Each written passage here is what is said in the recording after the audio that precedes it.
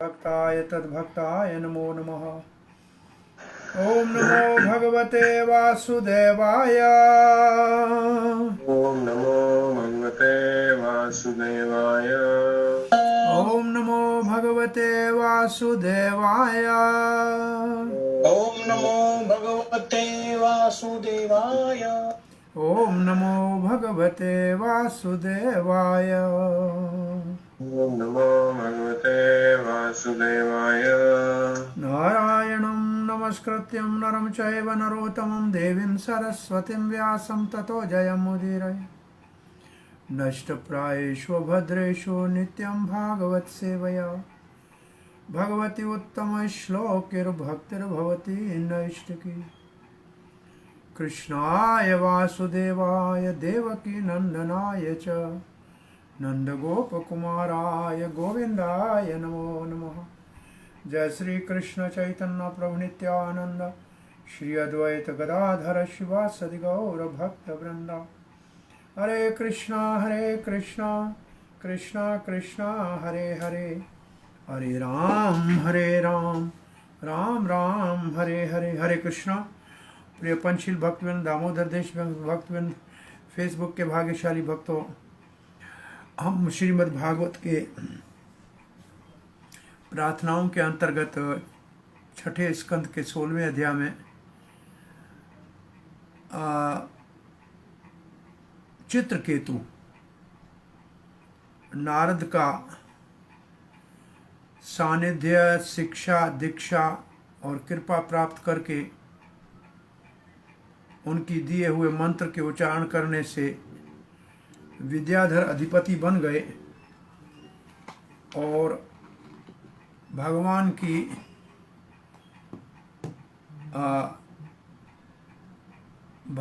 की का साक्षात्कार हुआ और तब भगवान का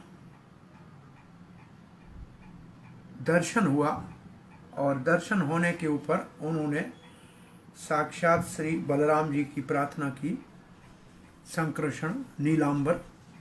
तो उसका 37वां श्लोक कल हमने पढ़ा था। क्षित्यादिभिरेष किलावृतः सप्तभिर्दश गुणोत्तरैर अंडकोशः यत्र पतत्यनुकल्पः सः अंडकोटिकोटिभिस्तद् अनन्तः।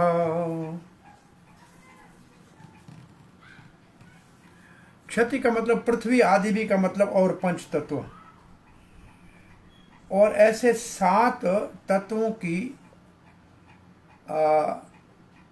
ब्रह्मांड की चारों ओर आवरण है। 10 गुणोत्तरी अंडकोश। अंडकोश का मतलब ब्रह्मांड के कवरिंग। और ऐसे अनंत ब्रह्मांड है भगवान, इसलिए आपको अनंत कहते हैं। तो इसमें हम प्रभुपाद जी का आज तात्पर्य पढ़ने जा रहे हैं। श्री प्रभुपाद जी लिखते हैं, यस्यैक निवस्ति कालम अथवालंभ्य जीवन्ति लोम विलजा जगत अंडनाथा।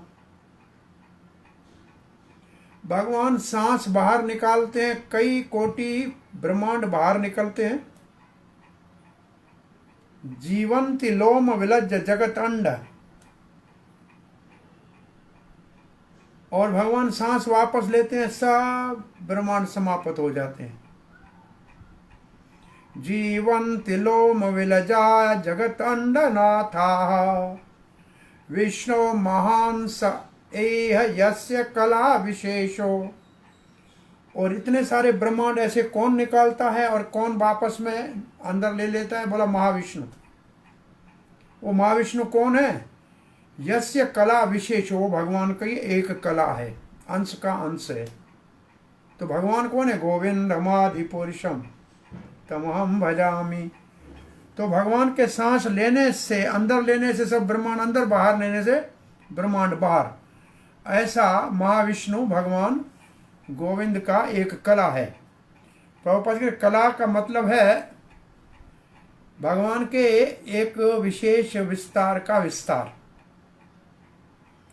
अब प्रभुपाद जी थोड़ा सा संक्षेप में हमें जानकारी दे रहे हैं। पहले तो आदि पुरुष कृष्ण गोविंद है, उनसे प्रथम विस्तार एक्सपेंशन बलराम होता है, बलराम से महासंकर्षण होता है, और संकर्षण से नारायण होता है, और नारायण से फिर दूसरा संकर्षण होता है, वो वैकुंठ में होता है, और दूसरे संकर्षण से महाविष्णु होता है, महाविष्णु से गर्भोदक्षाई विष्णु, और गर्भोदक्षाई विष्णु का विस्तार है क्षीरोदक्षाई विष्णु, और जो हमारे हृदय में है परमात्मा।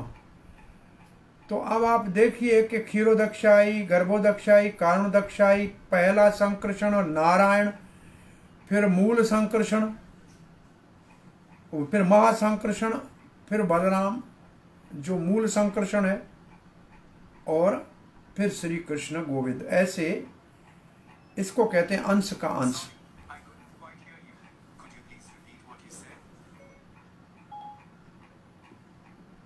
अंश का अंश। आगे प्रभुपाद जी लिखते हैं, इससे आपको एक अनुमान हो जाएगा कि अनंत किसको कहते हैं। और एक क्षीरोदक्षाई विष्णु एक लोक का, एक ब्रह्मांड का संचालन करते हैं। ऐसे कितने ब्रह्मांड हैं, कितने विष्णु हैं? कोटि विष्णु, कोटि ब्रह्मा, कोटि शंकर। क्योंकि हर ब्रह्मांड में सृष्टि करने के लिए ब्रह्मा है, पालन करने के लिए विष्णु है, और संहार करने के लिए शिव है। तो इतने तो कोटि कोटि हैं। तो ये सब कहाँ से आए? इसलिए अनंत कहते हैं भगवान को। तो ये है भगवान की अनंत शक्ति कि वो अपने आप को इतने में विभाजित कर लेते हैं। इस श्लोक में एक ब्रह्मांड के सप्त भी 10 गुण उतैर अंडकोश। इसका मतलब इस ब्रह्मांड का पहला धरती है, तत्व जिससे घिरा हुआ है, फिर पानी है, फिर अग्नि है, फिर वायु है, फिर आकाश है, और उसके उपरांत पूरी भौतिक प्रकृति है, उसका पर्दा है, और उसके बाद अंत में जूठा अहंकार का।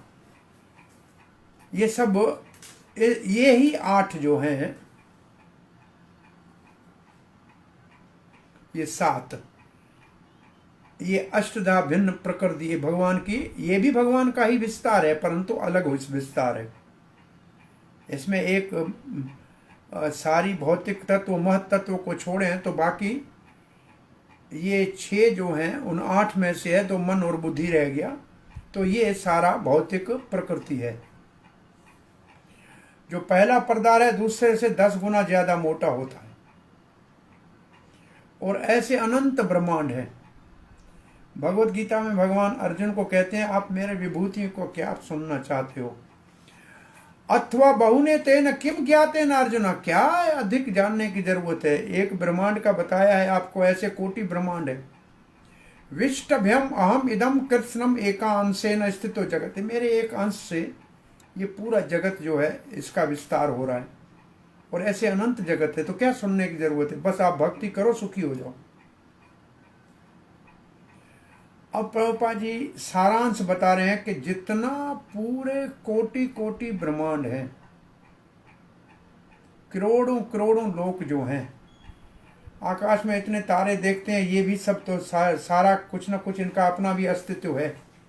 ये ग्रह मंडल है, तारा मंडल है, ऐसे और कितने और ब्रह्मांड है जिनके ब्रह्माओं के, हमारे ब्रह्मा के 4 सर हैं, परंतु कुछ ब्रह्मांड इतने बड़े हैं कि वहां के ब्रह्मा के 100 सर हैं। ऐसे ब्रह्मा जी मिलने आए थे भगवान से द्वारका में। तो भगवान ने कहा, कौन से ब्रह्मा? ब्रह्मा को आश्चर्य लगा, बोला चतुर्मुख ब्रह्मा। तो भगवान मुस्कुराए। जब ब्रह्मा अंदर गए तो और किसी ने ब्रह्मा ने देखे तो हजारों ब्रह्मा बैठे, लाखों ब्रह्मा बैठे, और अलग अलग सरों वाले बैठे। तो हर ब्रह्मांड के अलग ब्रह्मा है। इतना सारा जिसका वर्णन किया जा रहा है, ये सब मिला के 1/4 है भगवान की सारी। 3/4 तो आध्यात्मिक जगत है, एक चौथाई में इतने कोटि कोटि अनंत कोटि ब्रह्मांड आते हैं 1/4 में। तो कितना बड़ा भगवान अनंत है। 3/4 आध्यात्मिक जगत तो और बात है। अब आगे का श्लोक पढ़ रहे हैं।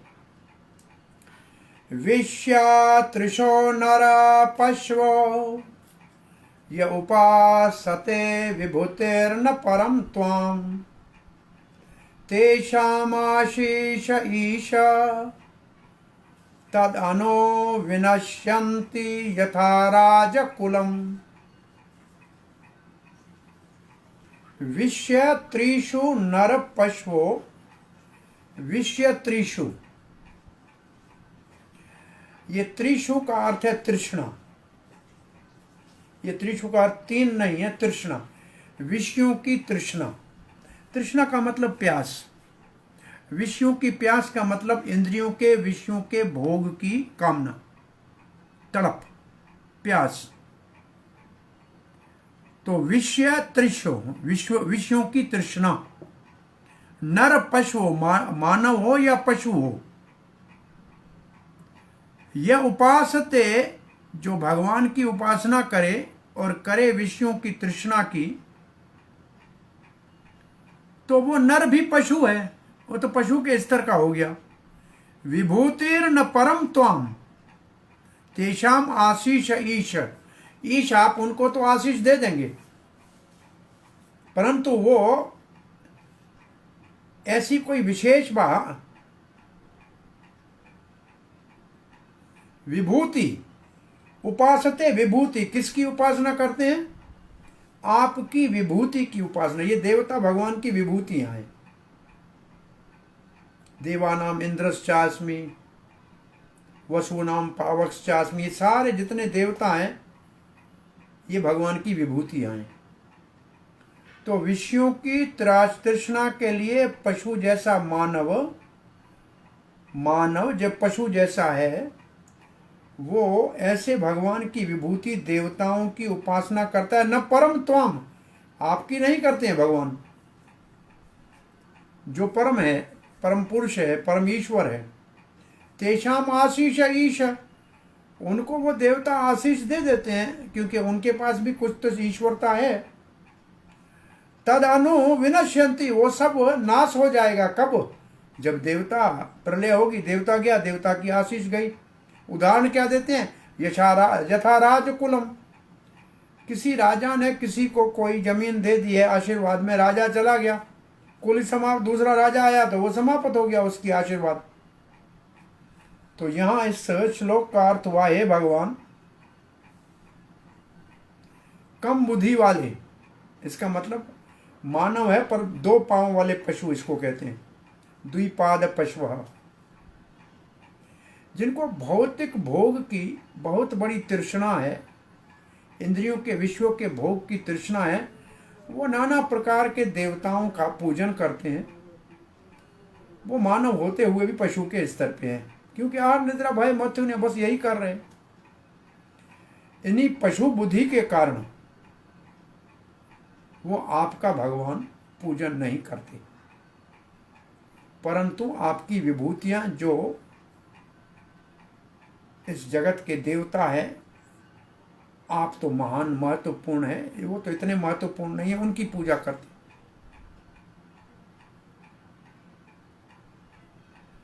वो आपकी छोटी सी एक विभूति है।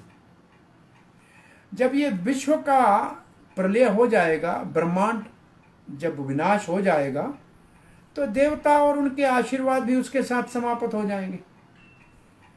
जैसे राजकुल के समाप्त होने से उनके दिए हुए सारे वरदान आशीर्वाद सब समाप्त होते हैं, उनका राज ही समाप्त हो गया, तो उनकी आशीर्वाद कहाँ चलेगी?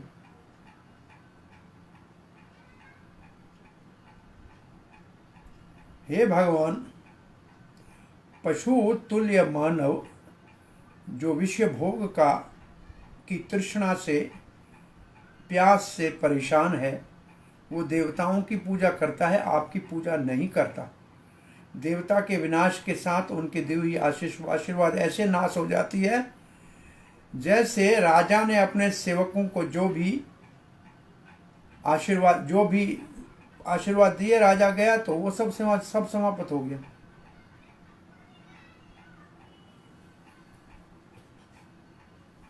पहले भगवान की महिमा, फिर भगवान के भक्तों की महिमा कही गई, परंतु भक्तों की महिमा कहने से पहले अब भक्तों की निंदा की जा रही है।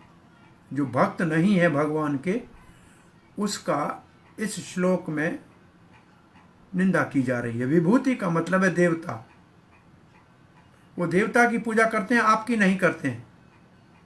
देवता का अपना ही शरीर छूट जाएगा प्रलय के समय, तो उनके दिए हुए आशीषां भी समाप्त हो जाएंगी। जब राजकुल ही समाप्त हो जाता है तो उनकी सेवकों को दी हुई सारी आशीर्वाद अपने आप समाप्त हो जाती है।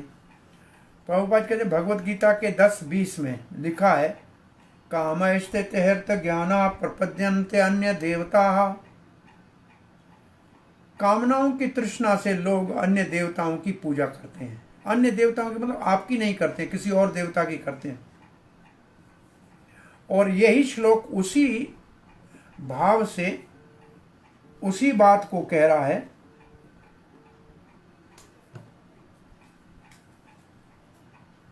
कि वो हृत ज्ञाना है और ये नर पशु है। वे विशेष बुद्धि नहीं है। जो स्थायी देवता है ही नहीं, उनके वरदान तो अपने आप समय के साथ समाप्त हो जाएंगे। इसलिए भक्त जो है ऐसे भौतिक लाभ के लिए देवताओं के से कुछ वरदान नहीं मांगते। वो तो केवल भगवान की सेवा करते हैं। इसलिए ये श्लोक है, चलो भक्तों में को भी इच्छा भी हो कुछ, तो भी बजाय देवता के पास जाने के भगवान के पास जाए तो अच्छा है। अकाम सर्व कामो वा मोक्ष काम उदारधीहि तीव्रेण भक्ति योगेन यजेत पुरुषम परम।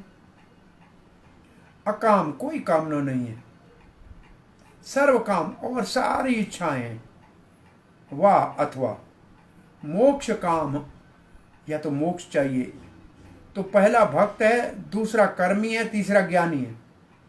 अकाम भक्त है, सर्व काम का कर्मी है, मोक्ष कामी ये ज्ञानी है।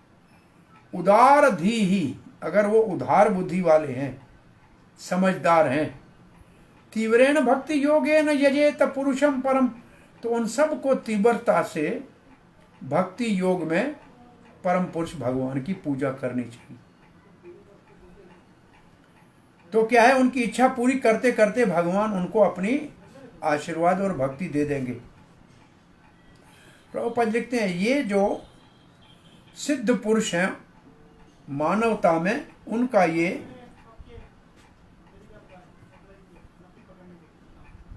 कर्तव्य है।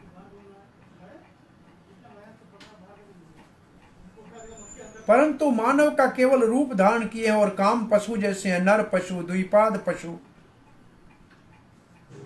वो तो इंद्रिय भोग में लगे रहते हैं। कौन है द्विपाद पशु? प्रभुपाद जो इस कृष्ण भावना में रुचि नहीं रखते, उसको नर पशु कहा गया। हरे कृष्णा कौन है? हरि बोल। 39वां श्लोक पढ़ रहे हैं।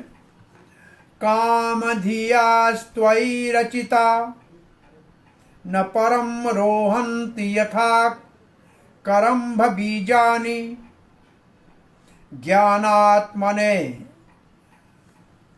अगुणमय गुण गणतो अस्य द्वंद्व जालानि काम धिया, जिसकी काम बुद्धि है, जिसकी कामनाओं वाली बुद्धि है, त्वयि भगवान आप में रचिता रचना करते हैं, न नहीं, परम ओ परम पुरुष भगवान रोहंती आरोहंती, एक शरीर से दूसरे शरीर में जाते रहते हैं, एक शरीर से दूसरे शरीर में जाते रहते हैं। यथा करम्भ बीजानि, जिस प्रकार से करम्भ बीजानी, ये कर्म बीजानी का मतलब है वो बीज जिनको पहले भुना गया है। ज्ञानात्मने अगुणमय, ज्ञान आत्मनि, आप जो परिपूर्ण ज्ञान का स्वरूप हैं, अगुणमय, जिनके ऊपर प्रकृति के गुणों का प्रभाव नहीं पड़ता है। गुण गणतः, प्रकृति के गुण जो है, अस्य, उस व्यक्ति को, द्वंद्व जालानी, द्वंद्वों के जाल में। तो इस श्लोक का भाव क्या है? हे परम पुरुष भगवान, अगर कोई व्यक्ति भौतिक इच्छाओं के पीछे पागल है, इंद्रिय तृप्ति का उसको भूत चढ़ा हुआ है,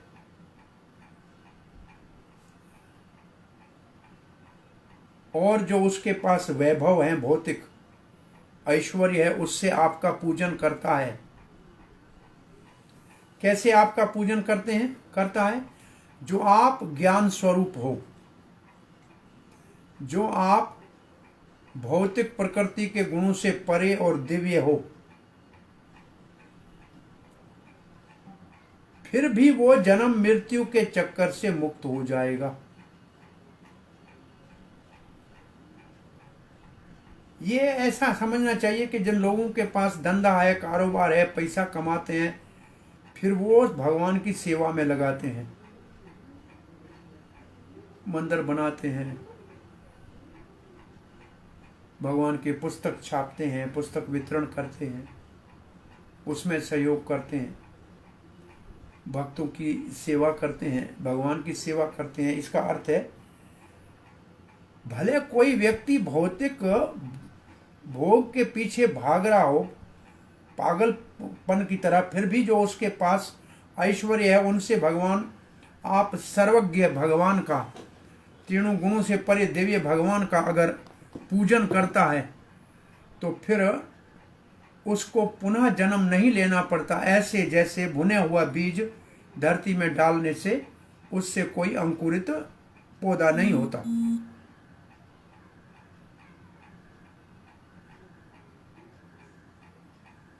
क्योंकि आप दिव्य हैं। जो आपका सानिध्य प्राप्त करना चाहता है, वो भौतिक प्रभाव से मुक्त हो जाएगा। अब ये चक्रवर्ती पाद कहते हैं, हे परम पुरुष भगवान, वो इच्छाएं जो भले भोग की हों, परंतु आपकी ओर उन इच्छाओं को मोड़ दिया जाए, आपकी तरफ मोड़ दिया जाए जो पूर्ण ज्ञान के स्वरूप हो और प्रकृति के गुणों से परे हो। इसका मतलब, हे दिव्य भगवान सच्चित आनंद, चित्त का मतलब हे ज्ञान स्वरूप भगवान, हे प्रकृति के गुणों से परे भगवान, कोई भौतिक भोगों के इच्छा वाला भी अगर अपने मन की वृत्ति आपकी ओर मोड़ दे, तो फिर जन्म मृत्यु से मुक्त हो जाएगा। जैसे भुना हुआ बीज धरती में डालने से अंकुरित नहीं होता।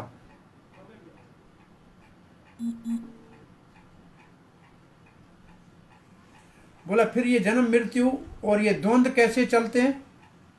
ये प्रकृति के 3 गुणों से चलते हैं, और आप गुणों से परे हैं, और वो आपकी सेवा में लगा है, इसलिए प्रकृति के गुणों से बच जाएगा। चक्रवर्ती पाद कहते हैं, ये श्लोक जो है, ये भक्तों की महिमा का श्लोक है, परंतु एक न्याय के आधार पे, कैमुतिक न्याय। कैमुतिक न्याय का मतलब ये होता है, कैमुतिक न्याय का अर्थ यह कि जब ऐसे काम के भोगी भगवान की सेवा करके जन्म मृत्यु से मुक्त हो जाएंगे, तो जो भगवान की सेवा प्रेम पूर्वक करे तो उसका क्या कहना। इसको कैमुतिक न्याय कहते हैं। कोई राज का लोभी हो, मुझे राज मिले, ऐसे कोई धन का लोभी हो,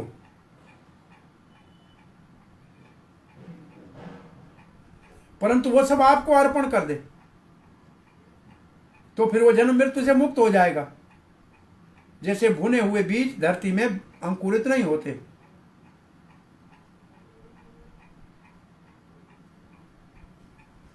क्योंकि फिर जो चीजें उसकी भोग की आपके अर्पण कर दी, आप तो हैं दिव्य, तो वो चीजें हो गई दिव्य। इसको हम ऐसे कहते हैं सामान्य हमारी भाषा में, गंगा जा बह रही है, पवित्र गंगा की धारा बह रही है, उसमें कोई एक नाला आके गिर भी पड़ा तो वो भी गंगा जल हो गया, अपने आप में पवित्र हो जाएगा। वो नाला गंगा में गिरने से ही पवित्र हो जाएगा, गंगा में अपवित्र नहीं हो सकता। तो भगवान तो है परम पवित्र, जो अपने भावनाएं चाहे बहुत भोग की है वो भी भगवान की तरफ मोड़ दे तो भी वो मुक्त हो जाएगा।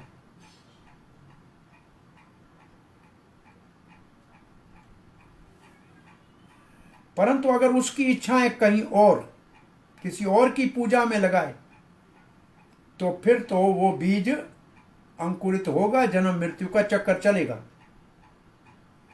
फिर वो भुना हुआ बीज नहीं रह जाएगा। आप तो है ज्ञान आत्मनि, आप तो है पूर्ण ज्ञान स्वरूप, आप में अगुण मन्य है, आप तो गुणों से परे हैं।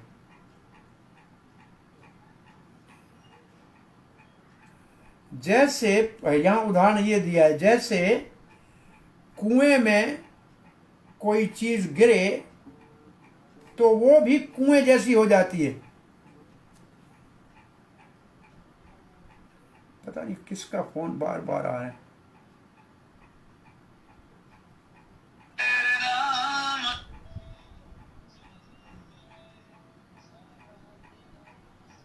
हरे कृष्णा, कौन है भाई? हरे कृष्णा, मेरी क्लास चल रहा है। कौन है? बार बार मैं आपको क्लास चलते हुए मैंने ऑन किया, आपने सुना नहीं। कौन बोल रहे हैं मेरा? अच्छा चलो चलो कोई बात नहीं। अगर हमको बताया था कि 7:30 बजे क्लास खत्म हो जाती है, इसलिए 7:30 बजे के बाद ही कॉल किया था। चलो कोई बात नहीं। आपने क्या बजे तक होती है क्लास? 8 बजे होती है। कौन बोल रहे हैं? अच्छा चलो ठीक है, 8 बजे बाद बात कर लेंगे, कोई बात नहीं।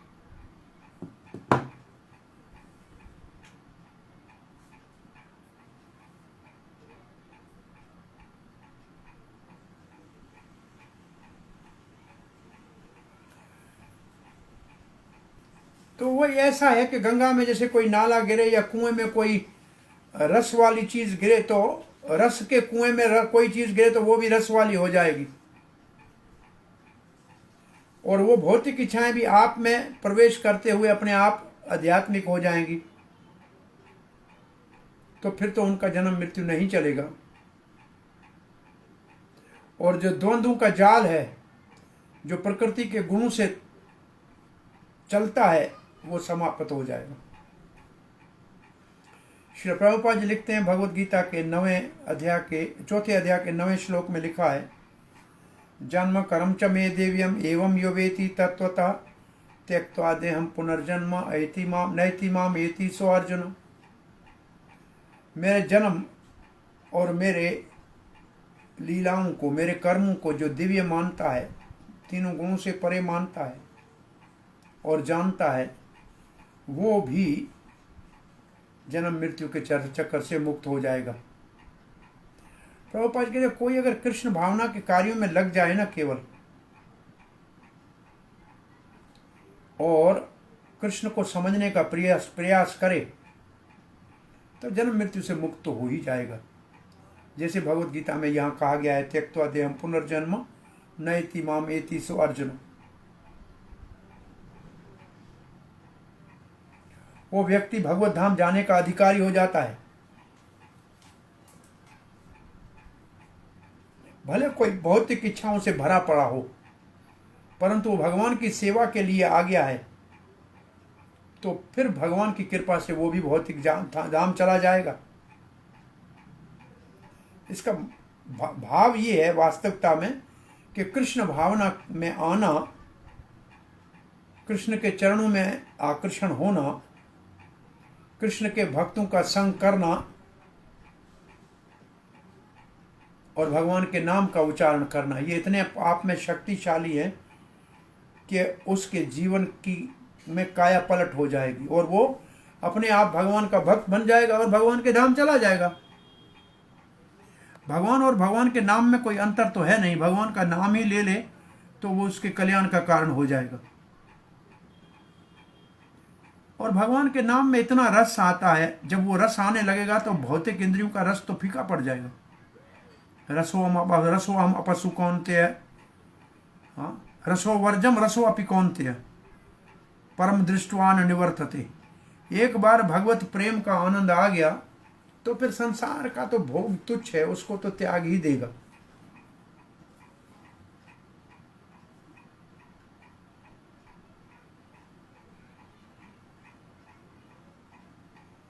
अब वो कृष्ण में रुचि रखेगा और भौतिक भोग से रुचि समाप्त हो जाएगी।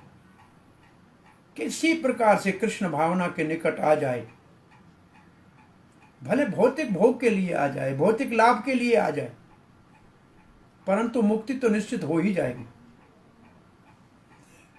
अब एक श्लोक 7वें स्कंद भागवत का प्रभुपाद जी उद्धृत करते हैं। कामाद गोपिया, गोपियों ने तो प्रेम की कामना से भगवान को पा लिया।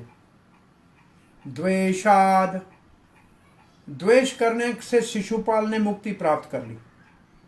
भयाद, भय से कंस ने। स्नेहाद, स्नेह से यदुवंशियों ने। तो ये पूरा श्लोक है। वो भक्ति तो नहीं है लेकिन मुक्ति तो फिर भी मिल गई।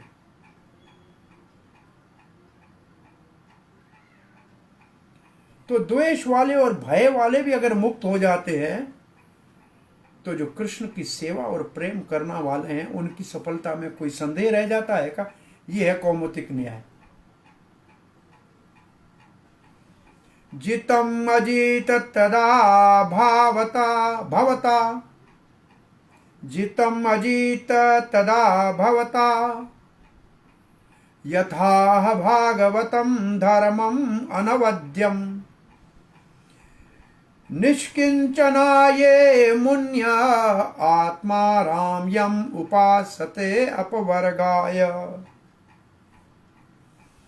जितम अजीत तदा भवता, अजीत आपको जीत लेते हैं, भवता आपको, हे भगवान अजीत आपको जीत लेते हैं। कौन जीत लेते हैं? आहा, भागवतम, जो भक्त भगवान का शरण लेते हैं, धर्मम, भागवत धर्म का जो शरण लेते हैं, यथा आह भागवत धर्मम अनवद्यम, अनवद्यम मतलब जिसके अंदर कोई दोष नहीं है, दोष रहित भक्त। निष्कंचना, उसका अपना किसी चीज को अपना नहीं मानते हैं, सब कुछ भगवान का है। निष्कंचन, कोई इस भौतिक जगत में भोग की ऐश्वर्य की इच्छा नहीं है, वो निष्कंचन है। ये मुनि है, ऐसे मुनि मननशील महात्मा ऋषि, आत्माराम, जो अपनी आत्मा में रमण करते हैं। आत्मा रामा, वो अपनी आत्मा के रमण करते हैं कि मतलब आत्मा के स्वरूप को जानते हैं कि भगवान के सेवक है। उपासते, अगर आपका सेवा करे, आपकी भक्ति करते हैं। अपवर्गाया, तो निश्चित रूप से भौतिक जगत के पवर्ग से, प फ ब भ म, परिश्रम से, भय से, फैन से और वैरत से और मृत्यु से बच जाएंगे और मुक्त हो जाएंगे। हे अजीत भगवान, जब आपने भागवत धर्म का उपदेश दिया, ऐसा भागवत धर्म जिसमें आपके चरण कमलों का शरण शुद्ध भाव से लिया जाता है,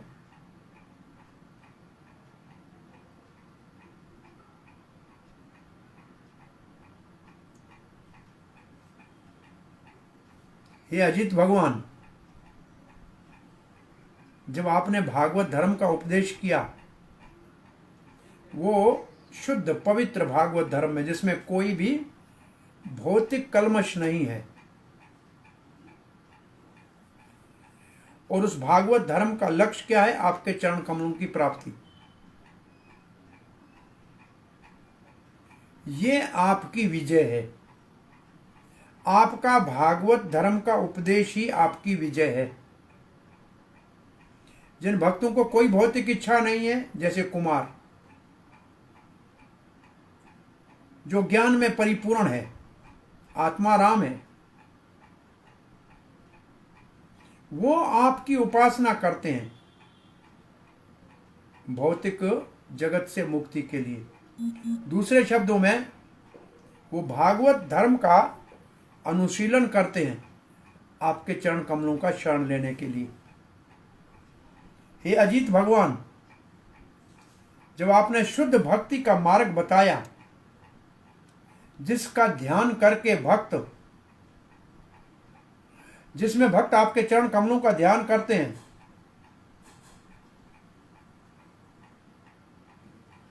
और आपके प्रेम को प्राप्त करते हैं, ऐसे भक्त आपके द्वारा जीते जाते हैं। हे अजीत, आपके भागवत धर्म से आपने भक्तों को जीत लिया। पहला श्लोक था कि अजीत को जीत लेते हैं भक्त, परस्पर एक दूसरे को जीतते हैं। परंतु इस श्लोक कह रहा है कि आपके भागवत धर्म और भक्ति के मार्ग का महत्व इतना अधिक है कि आपकी भक्ति इतनी महत्वपूर्ण है कि भौतिक इच्छाएं भी आपके शक्ति के सामने जन्म मृत्यु से मुक्त हो करा देती है। तो फिर आपकी भक्ति की शक्ति कितनी महत्वपूर्ण होगी। तो ये निष्काम भक्ति जो है, इसका मार्ग तो आपने ही दिया है। ये जो भागवत धर्म का मार्ग है, ये तो आपने ही दिया है, और इसके द्वारा आपने अपने भक्तों के ऊपर विजय प्राप्त कर ली। आपने उनको अपना बना दिया। और ऐसे भक्तों का वर्णन 34वें श्लोक में हुआ है। निष्काम, कोई इच्छा नहीं है। ये आपके द्वारा हुआ, क्योंकि आप बड़े दयालु हैं, क्योंकि आप भक्तों के वश में होना चाहते हैं। आपको अच्छा लगता है जब कोई प्रेमी भक्त ही आपके ऊपर अपना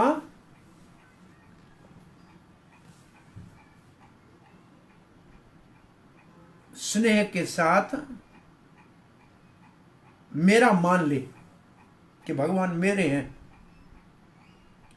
ये चैतन्य चरितमृत में लिखा है, श्री कृष्ण कहते हैं, जब कोई मेरे को कहता है भगवान हो, महान हो, पूजा करता है, उससे मैं इतना वेद मंत्रों से प्रभावित नहीं होता हूं जितना माँ मेरे को डांटे कान पकड़ के, या मेरा मित्र मेरे साथ खेलते हुए बराबरी करके मेरे से जिद करके मेरे ऊपर शासन करे, या मुझसे प्रेम करने वाली प्रेमिकाएं मेरे ऊपर भर्षण करें, गुस्सा करें, उससे मैं बड़ा अप्रसन्न होता हूं। वेदों के मंत्रों के उच्चारण से मुझे इतना आनंद नहीं आता है जितने प्रेमी भक्तों के डांट डपट से मुझे सुख मिलता है। इसलिए कभी कभी आचार्यगण लिखते हैं कि मीठा खा खा के जब व्यक्ति कोई उब जाता है, तो फिर उसको कुछ नमकीन और तीखे खाने की इच्छा होती है। तो ऐसे पूजा के मंत्र सुन के भगवान उकता जाते हैं, और प्रेमी भक्तों के भर्षण से और उनके वश में करने की प्रक्रिया से वो बहुत बड़ा आनंद लेते हैं। भगवान श्री कृष्ण सब गोपियों के घर में जाके मटकी फोड़ते, माखन चुराते, दही चुराते, दूध चुराते, खाते, सब शिकायत करती। यशोदा को परवाह ही नहीं, अपने घर का खाए या पराए घर का खाए, माखन खाएगा तो मोटा होएगा, सुखी रहेगा, कभी डांटा ही नहीं। भगवान ने कहा, इतनी बड़ी उधम चौकड़ी मचाई हमने, पूरे ब्रज के घर घर में लूट लूट के दधी माखन खाया ग्वाल बाल के संग में, परंतु एक दिन भी यशोदा ने गुस्सा नहीं किया। कुछ ऐसा करना चाहिए कि यशोदा क्रोध करें। तब जाके जमुना के किनारे मट्टी खाई। और ये समाचार मिलते ही यशोदा थे। तो यहाँ भगवान आपने ये शिक्षा इसलिए दी है कि भक्त आपको अपने बस में कर ले, और इसी भक्त वश्यता आपकी विजय है। आप भक्तों के बस में हो जाएं, यही आपकी विजय है। इसका वर्णन इस श्लोक में किया गया है। हे अजीत,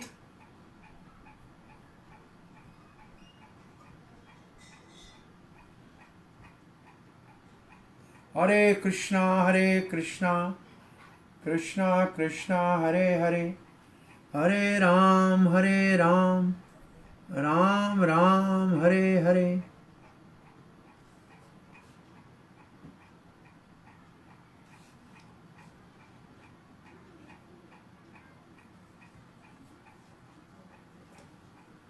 हरे कृष्णा कृष्णा कृष्णा हरे हरे, हरे राम राम राम हरे हरे।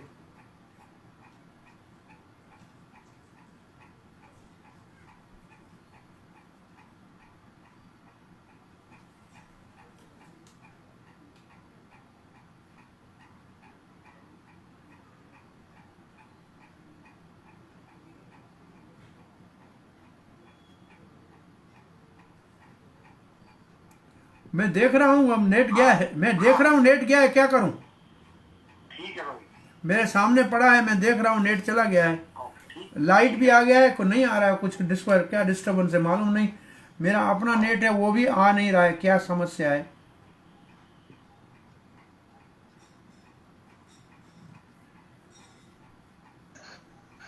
हाँ हरे कृष्णा। ठीक है। ये नेट का समस्या है जी, कुछ नहीं कर सकते। वो राउटर में आएगा, क्या कहते हैं, इन्वर्टर नहीं, दूसरा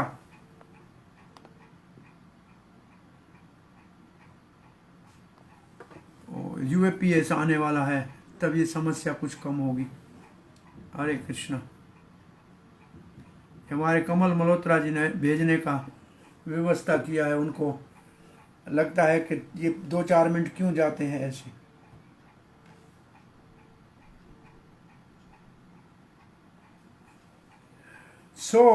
बात कर रहे थे कि भगवान ने भागवत धर्म देकर अपने आप को भक्तों के बस में होने के जो मार्ग बताया है, यही भगवान की विजय है। भक्त आते हैं बस में भगवान के, और भगवान बड़ा आनंद लेते हैं भक्तों के बस में होकर। हे अजीत भगवान, जब आपने निष्काम अनवद्यम, जब निष्काम धर्म का वर्णन किया, तो भक्त तो आपके ऋणी हो गए। आप भक्तों के द्वारा जीते गए। निष्काम भक्ति जो है उससे आप जीते जाते हो, और उस भक्ति का वर्णन भी आपने ही किया है। यह है आपका सद्गुण। इसलिए भक्त आपके ऋणी है कि आपने ऐसा मार्ग बता दिया। जो आरंभ से ही शुद्ध थे, निष्कंचन है, जैसे 4 आत्माराम, जैसे ये हमारे 4 कुमार हैं, और दूसरे जो मुनि है, जो मननशील है, अपने साधन करके सिद्धि को प्राप्त किया है, जो शुद्ध भक्तों का संग कर लेते हैं और अपने पुराने विचारों को त्याग देते हैं, और कुछ जीवन मुक्त भी है आत्माराम, जो उन्होंने तपस्या करके और आपके धर्म का पालन किया है। तो ये 3-4 प्रकार के भक्तों का वर्णन हो गया। निष्कंचन है, मुनि है, आत्माराम है, 3 हो गए। अथवा 2 शब्द मुनि और आत्माराम, वो निष्कंचन के साथ उनके अंदर उनका भाव आ जाएगा। जिस मुनि ने निष्कंचनता से आपका ध्यान किया, मनन किया, और सुख लिया और इस भागवत धर्म का पालन किया। अपवर्ग का यहां अर्थ है, यहां इस श्लोक में अपवर्ग का अर्थ है, चक्रवर्ती पाद कहते हैं,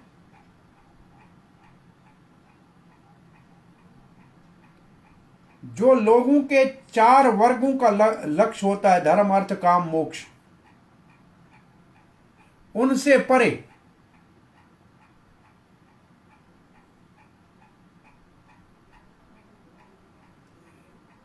वो छोटे पड़ जाते हैं। 4 धर्म अर्थ काम मोक्ष जो अपवर्ग है, वो जिसके सामने छोटा पड़ जाए वो है भागवत धर्म, और उससे मिलता है प्रेम, और प्रेम के सामने ये चारों छोटे हैं। अथवा अपवर्ग का अर्थ है, जैसे 5वें स्कंद में भक्ति के लिए कहा गया है, योऽसौ भगवती सर्वभूतात्मने आत्मने अनुरिक्ते अनिलयन्ने परमात्मनि वासुदेवे अनन्या निमित्त भक्ति योग लक्षणो नाना गति निमित्ता विद्या ग्रंथि रंधन द्वारेण यदा ही महापुरुष पुरुष प्रसंग। ये 19वां श्लोक हमने पढ़ा है, ये तो प्रार्थनाओं के अंतर्गत आता है। मुक्ति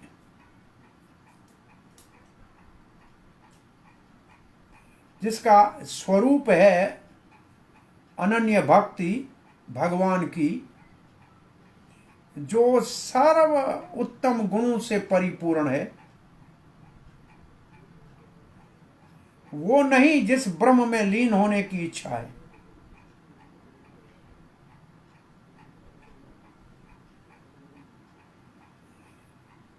वासुदेव भगवान श्री कृष्ण, उसकी भक्ति वो अज्ञान की गांठ को खोल दे, नाश कर देती है,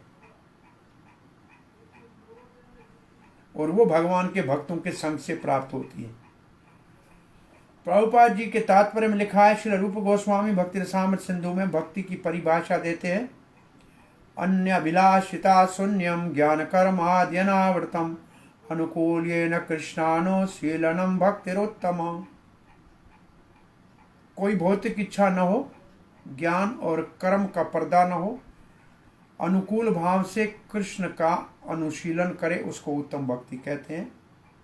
और इसी का भाव नारद पंचरात्र में है, सर्वोपाधि विनुर्मुक्तम तत्पत्रेण विनुर्निर्मलम ऋषिकेन ऋषिकेश सेवनम भक्तिरुच्यते। सारी संसार की उपाधियों को त्याग कर दे, ये है पहले शब्द के बराबर, अन्यभिलाषिता शून्यम तत्परत्वेन निर्मलम ज्ञान कर्म आदि अनावृतम ऋषिकेन ऋषिकेश सेवनम अनुकूल्येन कृष्ण अनुशीलनम भक्ति रुच्यते, उसको भक्ति कही जाती है। इसको भागवत धर्म भी कहते हैं, जिसमें कोई भौत की भावना नहीं है, केवल कृष्ण को प्रसन्न करने के लिए सेवा करनी है, जैसे भगवत गीता में कहा गया, जैसे नारद पंचरात्र में, जैसे भागवत में कहा गया। इसको भागवत धर्म कहते हैं। ये शुद्ध भक्तों के लिए है, और ये भगवान का प्रतिनिधित्व करता है, जैसे सुखदेव और नारद जी और इनकी परंपरा में जो निम्र भक्त है वो सिखाते हैं। भागवत धर्म को कोई सीख जाए तो एकदम भौतिक कलमश से मुक्त हो जाएगा।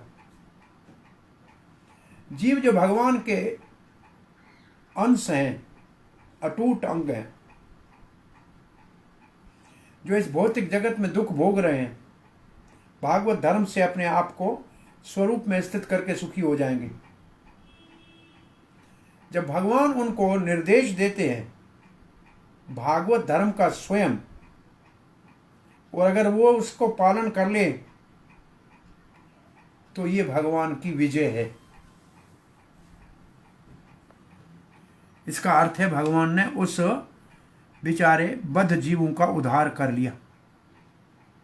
तो भगवान की इच्छा ये है कि चाहे जीव मेरे अपने संतान है, मेरे पुत्र हैं, मैं इनका पिता हूँ, ये भटक रहे हैं, इनको वापस मेरे धाम में लाने के लिए मैं भागवत धर्म देता हूँ और ये इसका पालन करेंगे तो मेरे पास आ जाएंगे। यही भगवान की विजय है।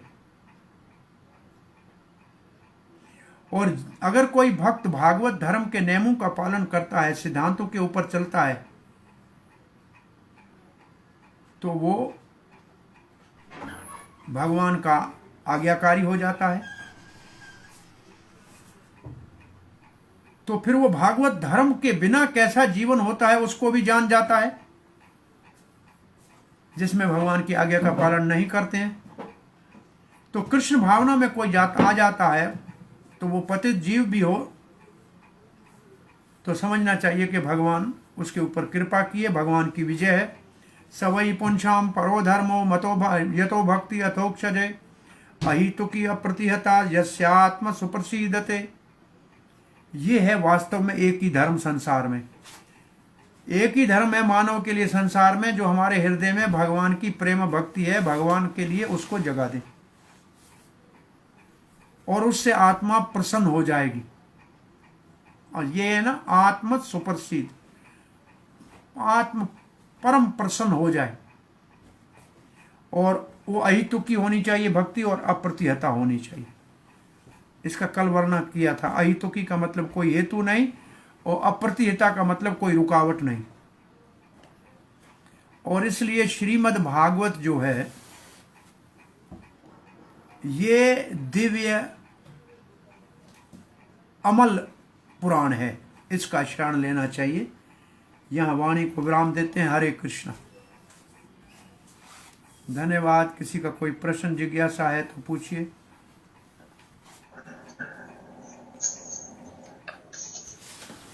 हरे कृष्णा। हरे कृष्णा प्रभु जी, प्रणाम। दंडवत दंडवत। मेरा प्रश्न ये है प्रभु जी कि जहाँ श्लोक संख्या 37 में बताया कि कृष्ण या गोविंद से बलराम जी आते हैं, बलराम जी से संकर्षण, फिर इनसे नारायण आते हैं, नारायण से द्वितीय संकर्षण आते हैं, उसके बाद तीनों महाविष्णु और गर्भदाई विष्णु और शिवदाई विष्णु उत्पन्न होते हैं। तो मेरा प्रश्न ये है कि ये संकर्षण और ये द्वितीय संकर्षण में क्या अंतर है इसमें? मतलब पहले संकर्षण बलराम जी से आते हैं, फिर उसके बाद जो तीनों विष्णु है, जो ये पहला मूल संकर्षण है वो गोलोक में, दूसरा संकर्षण है वो वैकुंठ में। ये स्थान का अंतर है। हाँ जी, हाँ जी। हरे कृष्णा। चलो जी, श्रील प्रभुपाद की जय। प्रभु जी।